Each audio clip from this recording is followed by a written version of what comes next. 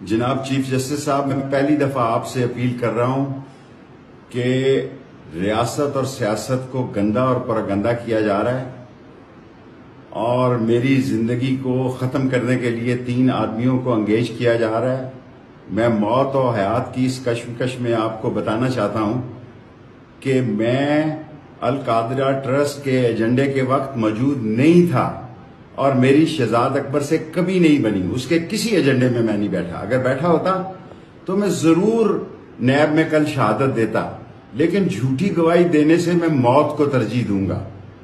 اور آج میں آپ کو بتانا چاہتا ہوں جناب چیف جسٹس صاحب، 30 ہزار روپے کے ملازمین کو اٹھا کے نامعلوم جگہوں پہ لے جایا جا رہا ہے، ہمارے گھروں کو توڑا جا رہا ہے۔ میری ماں کو مرے 30 سال ہو گئے ہیں، اس کے گھر کو بھی توڑ پھوڑ دیا ہے۔ رات 70-80 لوگ رینجر سفید کپڑوں میں اور پولیس جس ایس ایچ او کو رات ہی لگایا گیا ہے،